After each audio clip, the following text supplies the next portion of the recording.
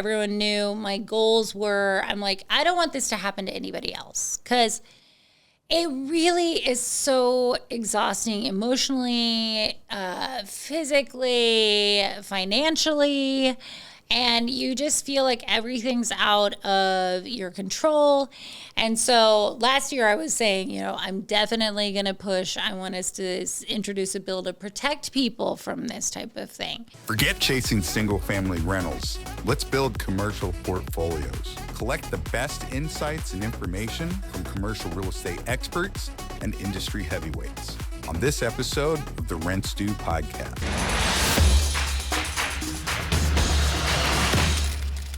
Welcome back to another episode of the Rent Stew podcast, the commercial real estate and development podcast. I'm your host, Christian Cotta with Hungry Investments. And on today's episode, we're doing things a little bit different. I'm joined today by our guest, Gina Schuh. And Gina is actually a seller on a project that we're working on. And we thought it would be very interesting to bring Gina in. First of all, because her backstory is extremely unique. We're going to cover a multitude of things that Gina and I have had conversations on, but also just to have two parties to a transaction that's ongoing right now that are working very well together, because it's not always the case, right? For now. Yeah, for now. Well, hopefully we keep it that way. We're doing great. And so I want to start off first by obviously filling our audience in, anyone that's listening or watching to this, I know you got a very unique backstory. Obviously, I found you on social media about 2.5 years ago. It was when the Gilbert stuff was going on. That so a little over a year ago, about a year and a half ago. Okay, so a year and a half to 2 years ago.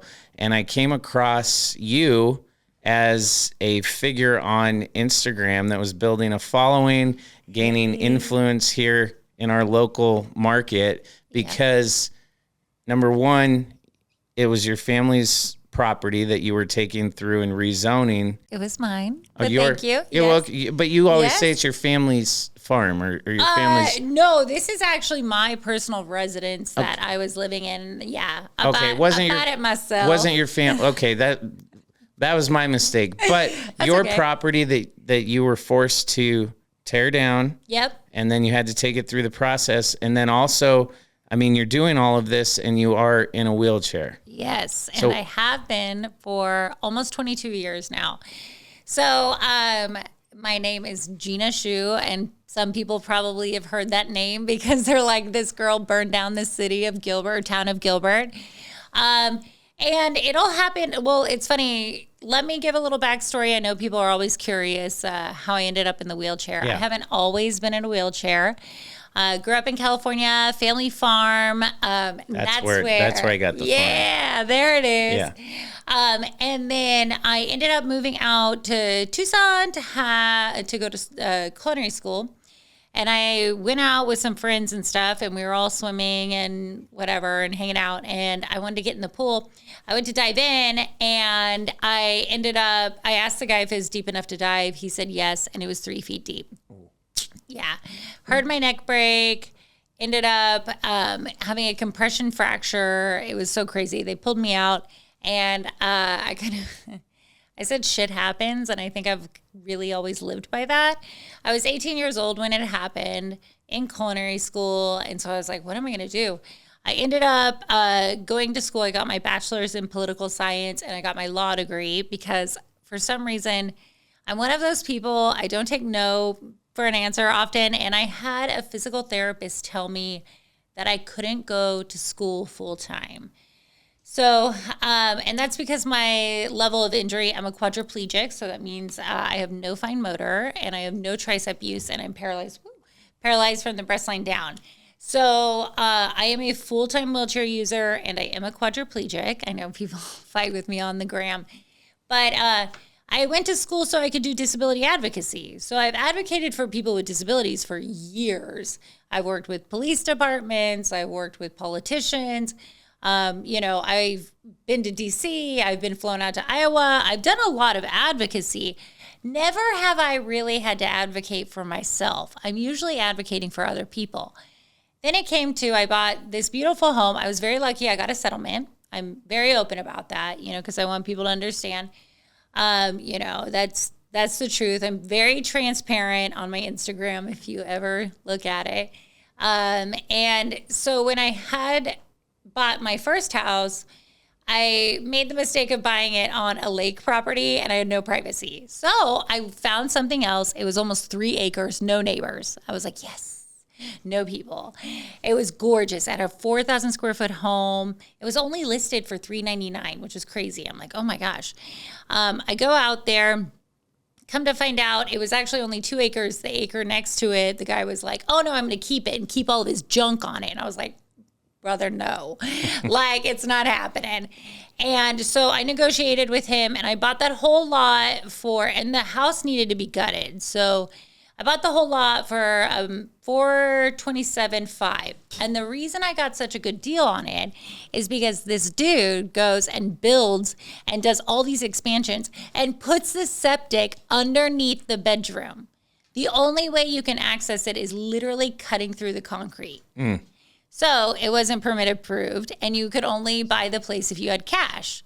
Well, lucky me, I had cash because I was selling my other property and I had bought that cash and whatever. Anyway, so I bought the property. I put about $150,000, $175,000 into the inside of making it my beautiful, crippled dream home. And I loved it. It had this incredible kitchen that was fully accessible. I was in culinary school, so I was needed a place to be able to do your cooking. I loved it. Get the wheelchair around. Yeah, it was everything I wanted. 9 years later, the town of Gilbert came to me and they were like, hey, there was a lot of development around me. When I first bought it, it was very country, farm community area. And I was right next to the freeway exit that was about to come in. And they're like, hey, we need to buy some of your land. And I'm like, okay, I'll work with you. I figured this was happening. Let me make lemonade out of lemons. Let me make it commercial. It'll be worth more money. And then I can go on my merry way, live the American dream of what everybody dreams of, hitting the lottery with real estate. That's what happened. So I worked with them. I was very friendly. I was very fair. They came to me a few weeks after we finished the deal and they were like, hey, so we know you're going to go commercial and we realize that the road's actually going to be so close that we need to reconfigure your garage. Will you tear the house down sooner? And I said, okay, fine. As long as you let me rezone without a problem. They said, not a problem. This is 2019. No problem. I said, okay. I used their construction company to tear it down. Okay, this is all $40,000. The home is beautiful. It's immaculate. There's no problem. I got it. Yeah, your house is worth $500 at this point, right? Oh, 600. God. Oh, no. More? $750 Oh, easy $750 at this point. Yeah. So I'm like, okay, I'll do that, but because I'm going to make a lot of money.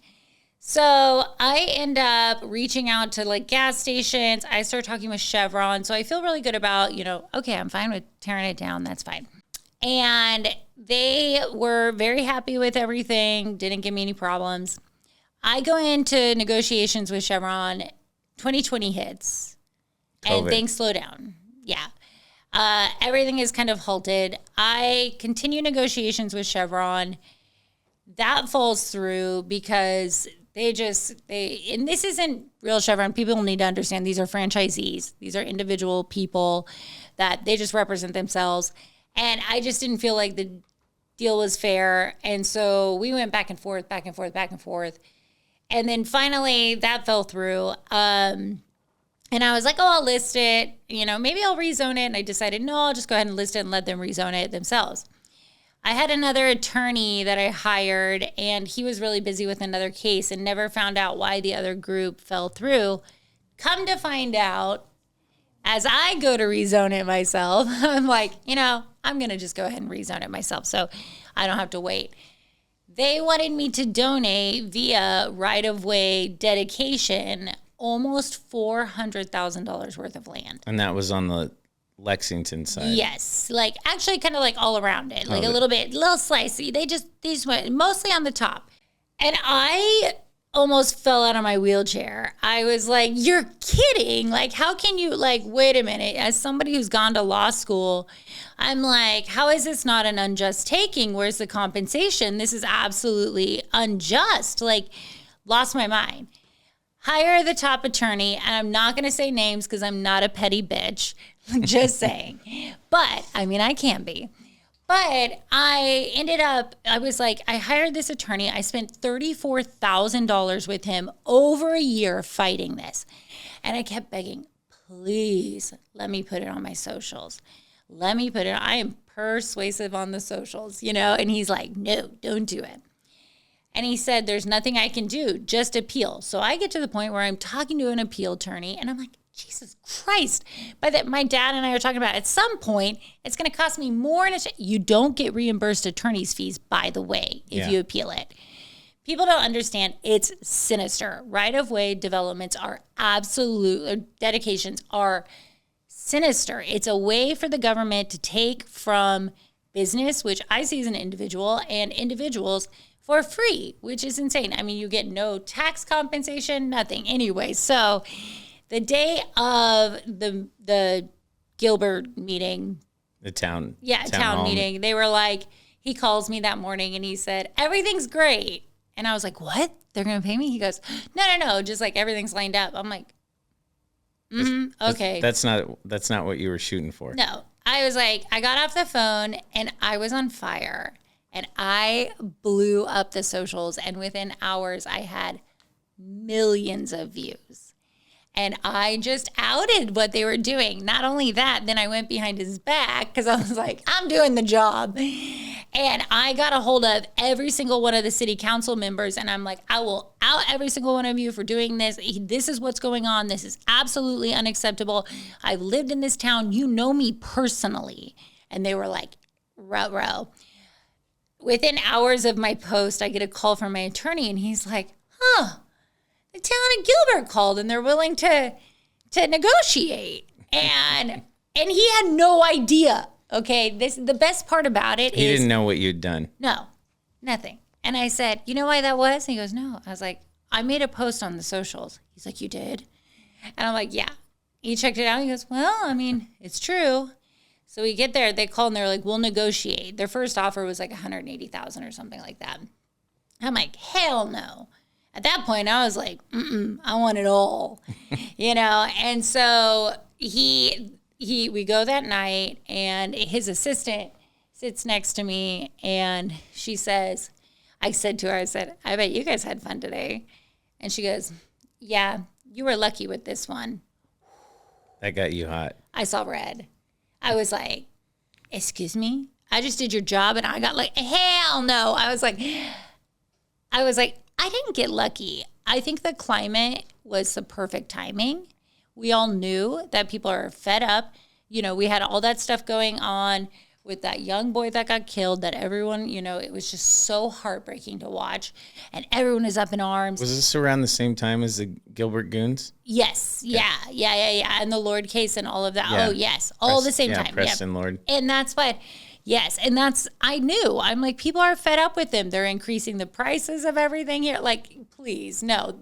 And they're going to take land from a disabled girl? Heck no. You had that going. Oh, I was like, come on now. Like, please, we're not that dumb. And so the next morning, I shot off an email, and the title of it was termination.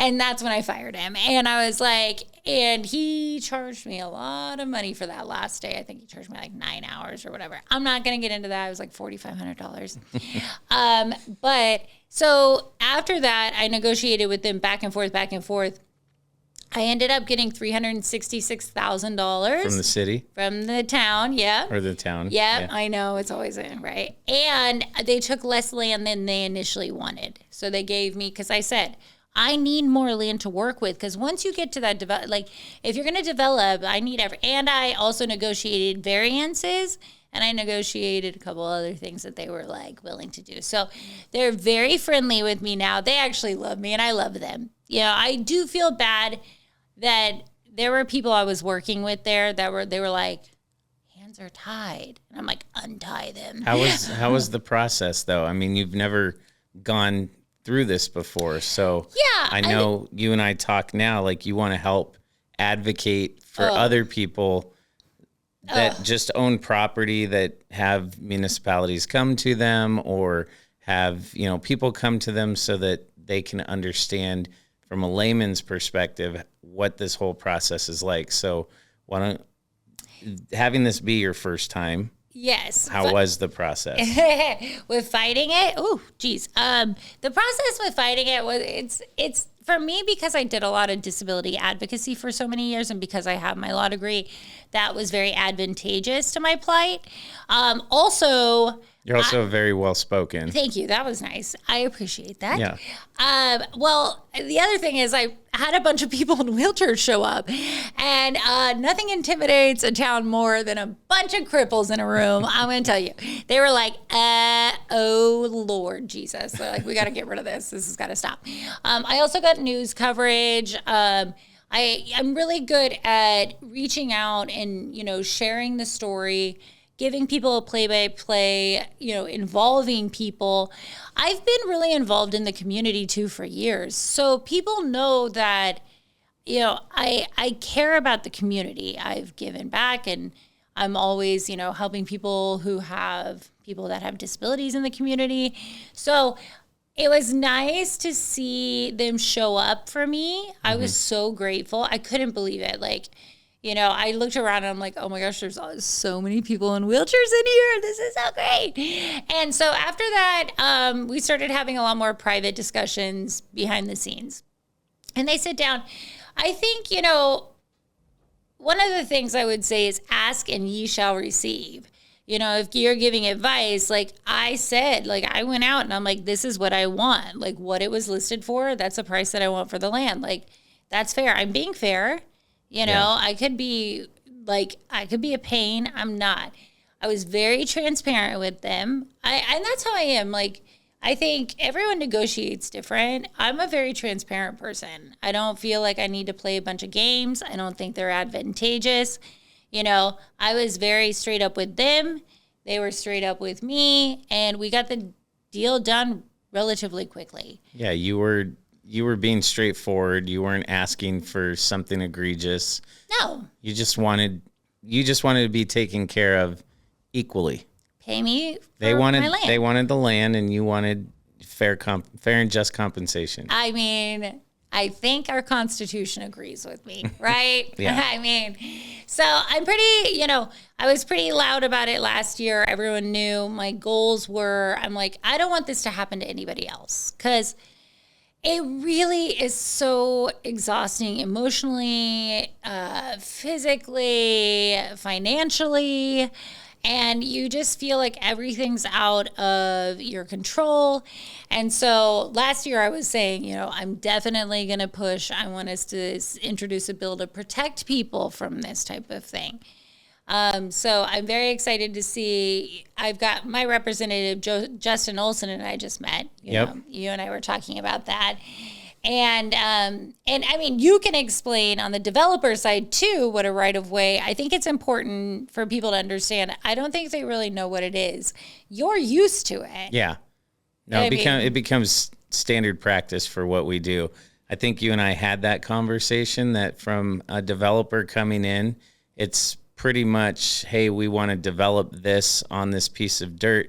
And the city says, well, if we're going to give you approval to develop this, then at some point in the future, we may want to expand the roads or, put something in here that's going to make it safer for the public. And therefore, we're not taking the land now, but you can't build on it because in the future we may need to take it. So, so for us, it's kind of the dangling of the carrot. But hey, if you want to build here and you want us to check off and put the rubber stamp, you've got to give us this piece of dirt that, sits here and has landscaping on it until we decide that we're going to make it a third lane on the road. And that's the thing. I don't, they wouldn't rezone my property. So I tore down the house. The house was gone. They wouldn't rezone my property unless I gave them land. which was so crazy to me. I'm like, wait a minute, and then because I remember seeing some of your videos where you were talking about that, saying, hey, not only will they not give me the rezoning that increases the value of my land, but they also made me tear my house down prior to this. Yeah. And so now you're here with a piece of dirt, no house, and they're not giving you the rezoning. Yeah, and almost $7,000 a year in taxes I'm paying on that dirt that it does nothing, And they still made you pay the taxes. Oh yeah, of course. Yes, of course. Duh, always. But yeah, one of the big things was that I left out is the report that they had, they knew they wanted that land in the year it was 2018. It was the year before they came. Was that when they put their new general plan together? So they knew before they even came to me the very first time that they were going to require that land. Long term in their general plan for growth, where your house sat, showed it as future commercial. Yeah, but also they knew if they told me the full plan, they would have to compensate me for the house. The line went straight through my old house. So instead, they came to me. They played the hell out of me. And that's what people were like, oh, holy crap. 'Cause I looked at old photos of the house. Didn't you have wrought iron gate? Oh my gosh, yes. With the entry coming off Lindsay Road? Off of, or was it off Lindsay, off of Lexington. Okay. Yeah. Oh, it was a gorgeous house. I loved it. It was beautiful. It had a pool with a grotto and everything. Oh gosh, it had a pond. I got rid of that real quick. So going through this whole process, I mean, what did you find was the most difficult thing that you had to deal with? So the attorney.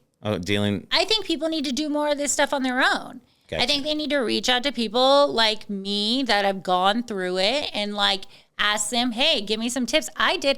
I got so much help from another influencer. That's why it happened. This lady has 400,000 followers on TikTok. She had them all calling in and listening, and she's posting and everyone's going off on it.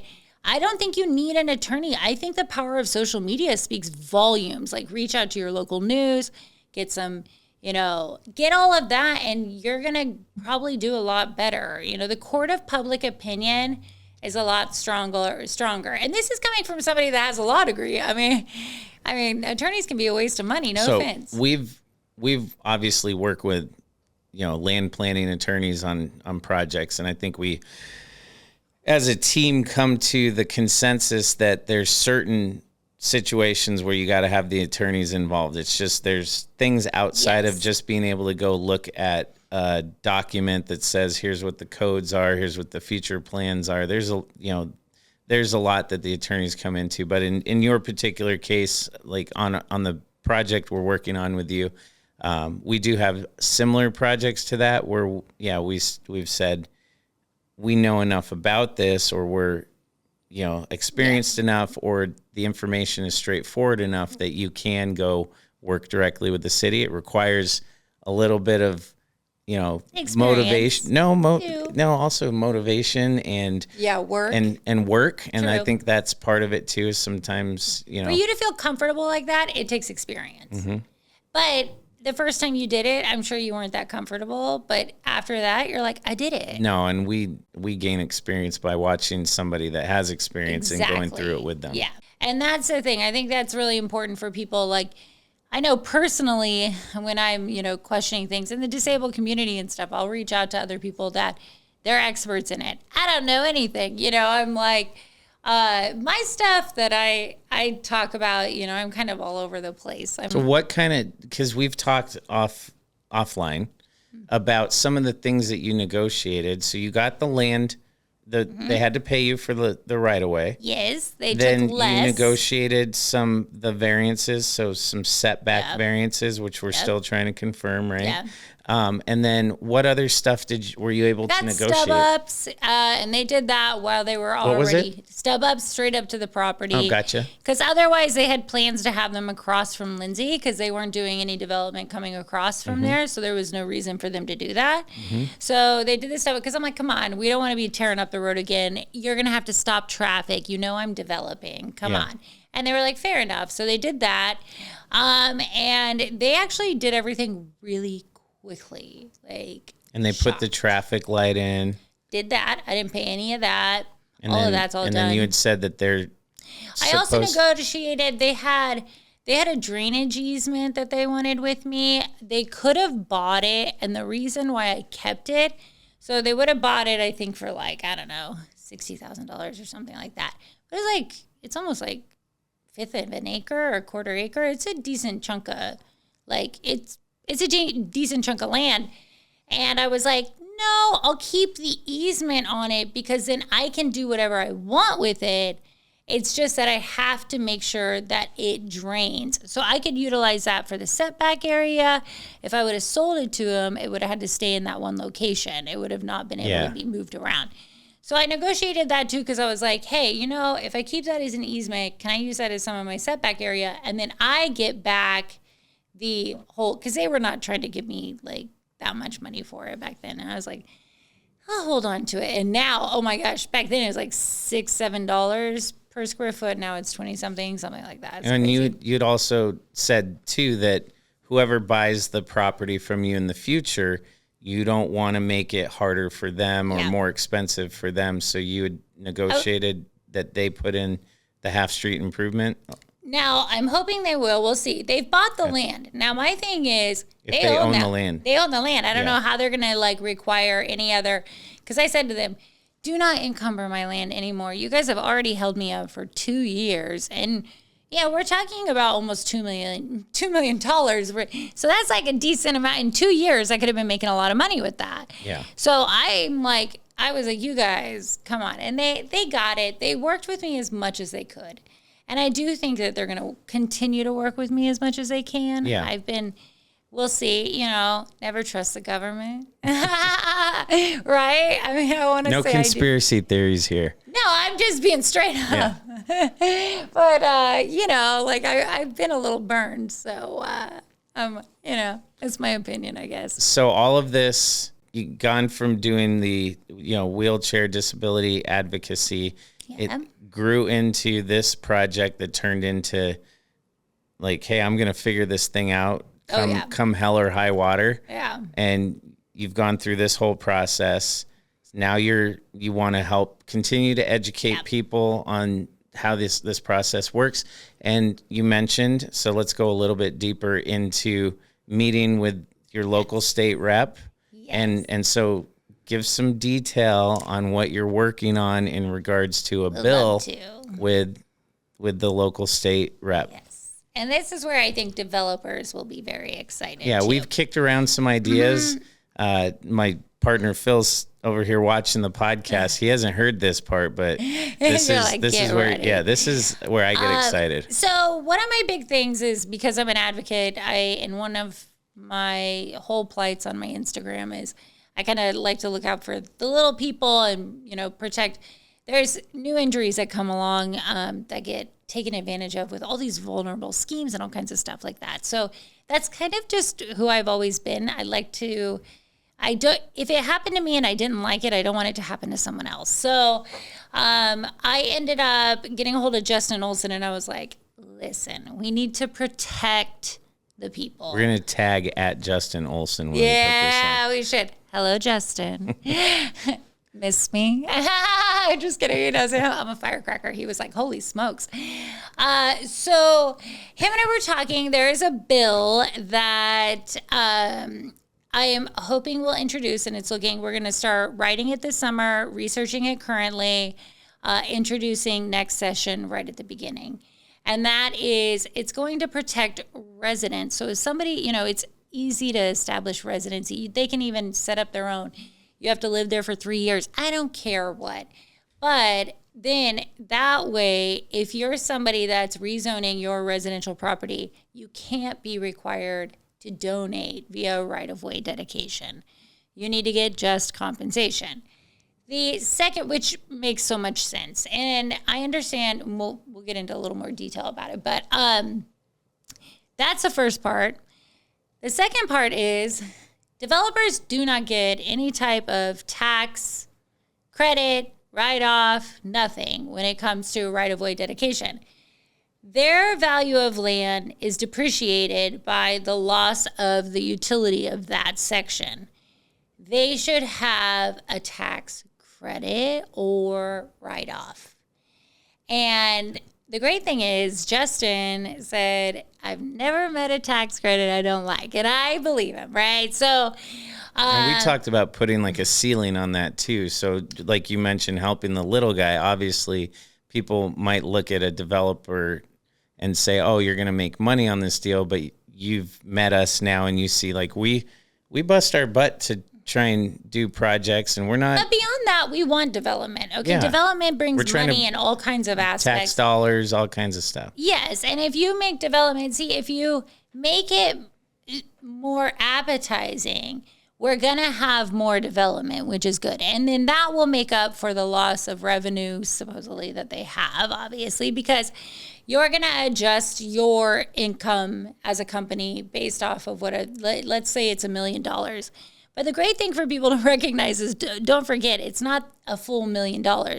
It's the taxes you would pay on that $1 million. So it's going to be a lot of money at the end of the year, and I know that. And that's who our fight is going to be. It's going to be Katie Hobbs. It's not going to be about it. But the thing is, I think it makes sense, and with the right exposure, I think there's a lot of groups that will support it, and it will promote development. And, it's just like, it's like certain states that make themselves better for LLCs. They rack in that dough because people file their LLCs there. Mm-hmm. There's something to making yourself that shiny object where somebody wants to go. So that's kind of what I'm hoping we can sell it as. We'll see. I'm very excited. I think if it's written well, it'll do well. So you guys are going to continue to work on this through the summer? And Oh, hell yes. I'm going to show every aspect of it. I told him, get ready. You're going to be on the gram, honey. And I don't think he's an Instagram guy. He's a Mormon with 9 kids. Well, when you get further along with like the details of the bill, some of the stuff that you guys are working on, I'd love to, get more detailed, information, like dig into, some of the particulars of it. And we could always do another episode and focus more on like what the bill looks like, what the goal of some of that stuff. You can even get Justin to come in and sure. Do that too. We'd love to have him. But outside of all of this stuff, we're excited to work with you. We're excited. Like I said at the beginning of this episode, we wanted to. I can bring in brokers and I can bring in people directly related to the real estate. There's a lot of overlap, but the one thing. When you and I started talking, and we've had 3 phone calls, I called Phil after the first one and said, wow, Phil, you're never going to believe it, but I just talked to Gina for 90 minutes to the point where we were like, wait a second.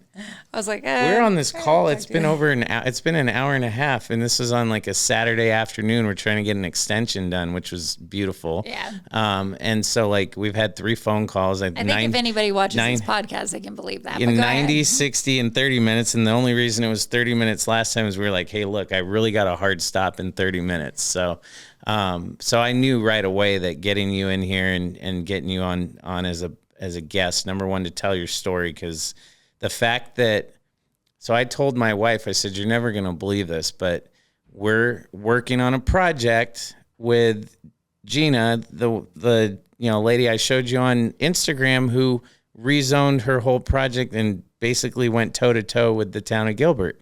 So I'm glad to hear that you got through the other side of that project. Yes, me too. Almost unscathed. Right. Well, you got through the hard part. Yeah. Okay. Fair. You got through the toughest portion, right? And now you got a good relationship with them. Yeah. And now, I love them. They're great. And now we're moving forward. So outside of that, is there anything else you want to share with anyone that's listening in regards to, you know, exactly what you went through with trying to get your property rezoned and all this stuff? No, just more, you know, believe in yourself. If you think that it's wrong, it probably is. You know, reach out to the right groups and stuff. Because there were a handful of people before me that actually ended up just donating their land. I'm sure the circumstances of me being disabled and spending so much money on the home and everything had something to do with it. But I think this is a plight that everyone can actually get on, whether you're able-bodied or disabled. That's your home. Yeah. You know, this is America. We love our homes. America. So, you know, I would say really believe yourself. If you got that gut intuition, switch up attorneys. Don't be, you know, you don't like one. It's like dating. You know, you go on a date, and if you're like, there's something I don't like about him, go on a date with a different one. Mm-hmm. Go. Yeah. All right. Well, if you want to find out more about Gina, you want to, you know, follow her on the gram. That's her main social, right? Ooh, yeah. You want them to follow you at Oops, I broke my neck. Oops, I broke my neck on Instagram. And you can also, she's super talented artist. I literally just found this out like 3 minutes before we started filming this episode. But you can, where's your artwork? Inside Gina's head. Inside Gina's head. And I'm sure there's a lot more inside Gina's head than just art. So, Gina, thank you so much for joining us on this podcast. Thank you for having me. If you're new here, just listening or just watching for the first time, don't forget to hit that like, subscribe button. You can find us on Spotify, YouTube. Obviously, if you're watching this, you're here on Hungry Investments. If you're listening on Spotify, head over to the YouTube channel at Hungry Investments. We put out all kinds of information related to commercial real estate investing, development, financing, all that good stuff. You can find us on Instagram at Hungry Investments, Facebook at Hungry Investments. Go check us out on LinkedIn if that's your spot and you want to do deals. Gina, thank you so much for joining us. It's been a pleasure. Thank you for joining us on another episode of the Rent Stew podcast, the commercial real estate investment and development podcast. See you guys next time, my friends. And as always, stay hungry. If you made it this far through and you landed here, it means you're serious about making money in commercial real estate. Don't forget to hit the subscribe button if you're not already following for more great commercial real estate, and check out this video or this video. As always, stay hungry, my friends.